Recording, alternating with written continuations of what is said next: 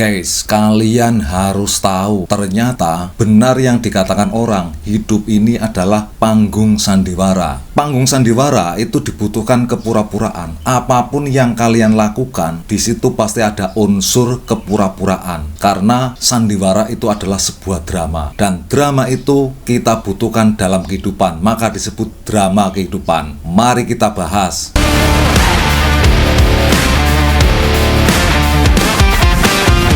Kali ini kita akan membahas sandiwara dulu, yaitu kepura-puraan. Kadang dalam kehidupan kita sehari-hari, kita itu membutuhkan suatu kepura-puraan. Misalnya ini ya, kita untuk mencapai suatu tujuan, kita perlu adanya kepura-puraan. Misalnya, kita ingin nembak cewek. Nah, sebelum kita nembak, ya kita harus melakukan sesuatu yang kira-kira menguntungkan buat dia. Misalnya, ketika kita melihat cewek, kita di situ berpura-pura berperan menjadi pahlawan. Banyak yang dilakukan untuk membantu si dia. Padahal diri kita sendiri itu butuh dibantu. Kadang orang tua kita ketika menyuruh kita itu belum tentu kita mau. Tetapi ketika kita melihat suatu tujuan, biar tujuan itu tercapai, maka terjadilah kepura-puraan, yaitu pura-pura membantu. Itu salah satu unsur daripada sandiwara, yaitu kepura-puraan. Berikutnya, mari kita bahas drama. Menurut kata ahli, drama itu adalah sebuah perbuatan atau aksi atau perilaku. Nah, dalam kehidupan sehari-hari, tentu kita akan melakukan suatu perbuatan, tindakan, perilaku dalam rangka untuk mencapai tujuan atau bahkan mungkin untuk mengatasi sebuah persoalan. Maka kita perlu melakukan suatu perilaku atau tindakan. Salah satu yang perlu kita perhatikan dari sebuah drama itu adalah tema. Nah, di dalam kehidupan sehari-hari kita, karena kita mengatakan bahwa hidup ini adalah sandiwara, ada yang menyebut drama kehidupan, maka dalam setiap persoalan yang ada, itu pasti ada temanya. Misalnya begini, ada orang yang sedang berantem ini, pukul sana, pukul sini. Nah, kita tiba-tiba datang nih, ini temanya apa ini bang? Ya kan? Nah, tema itu adalah sebenarnya arti yang sebenarnya itu adalah gagasan.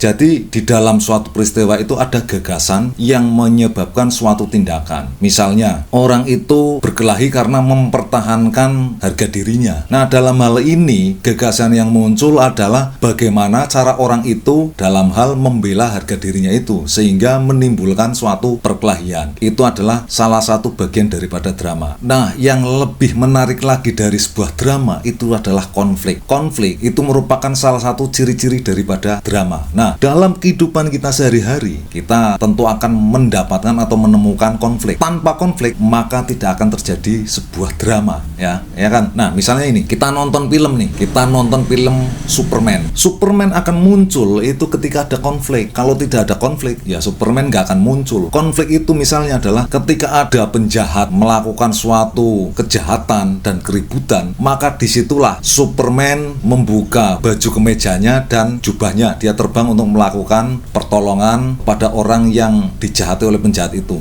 Kalau di dalam film Superman tidak ada kejahatan yang muncul, tidak ada konflik, maka itu bukan film Superman, tapi film Clark Kent, ya kan? Clark ya, atau misalnya yang namanya kan Clark. Nah, kita akan disuguhi film Superman itu tidak ada konflik. Yang ada hanya Clark Kent yang memakai baju kemeja putih, wira-wiri kesana kesini, mundar-mandir, tidak ada aksi apapun karena tidak ada kejahatan.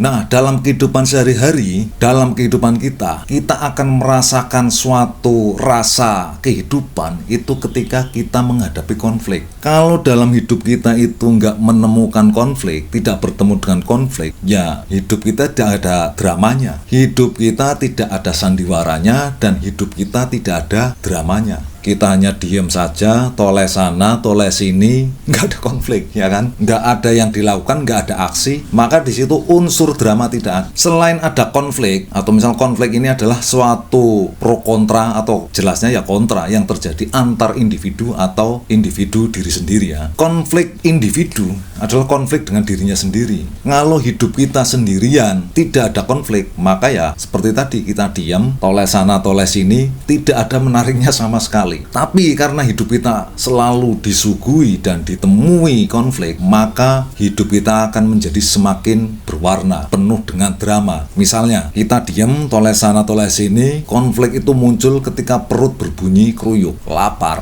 Nah, karena lapar itulah maka muncul sebuah aksi tindakan untuk mencari makanan. Di dalam perjalanan kita mengambil makanan, kira-kira konflik apa lagi yang akan muncul? Misalnya ternyata nasinya habis, itu konflik baru. Lapar, harusnya makan, yang dimakan nggak ada. Itu namanya double konflik, ya kan? Nah, ketika konflik itu terjadi, maka manusia atau individu akan melakukan upaya untuk mencapai titik tujuannya itu.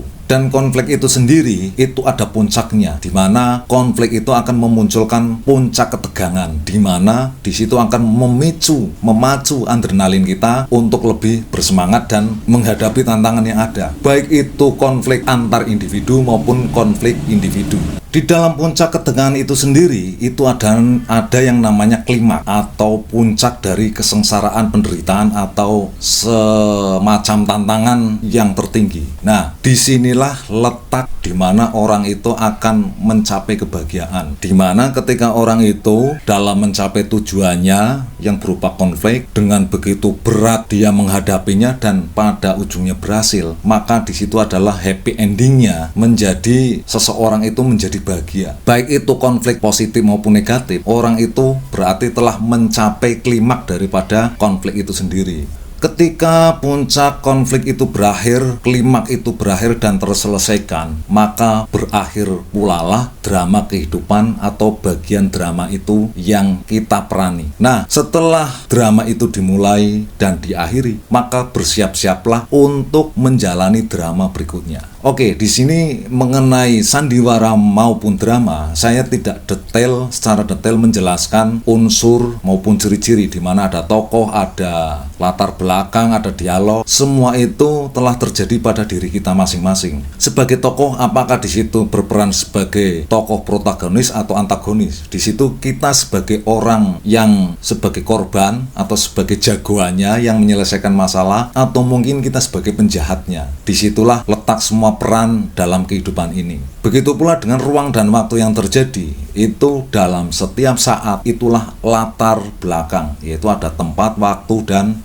kejadian secara menyeluruh. Akhirnya, jika kalian nonton video ini, maka kalian dapat mengambil sebuah hikmah bahwa hidup ini semata-mata hanya panggung sandiwara. Hidup ini adalah drama, di mana drama itu dimulai dan drama itu berakhir, dan ketika berakhir maka kita akan menjalankan drama yang berikutnya. Artinya, apapun yang kita lakukan, hidup itu kita mengikuti perannya. Apa yang menjadi peran kita, kita lakukan, sehingga kita menjadi menikmati hidup ini, tidak ada beban yang begitu berat, mengalir, toh nanti drama ini akan berakhir. Jadi, ketika kalian mengalami konflik, peristiwa, cobaan yang ada di hidup ini, kalian akan santai karena menyadari bahwa kalian sedang berperan menjadi tokoh A, walaupun itu adalah diri kamu sendiri, diri kalian sendiri, itu kalian sedang menjalani sebagai tokoh tertentu untuk menyelesaikan drama ini.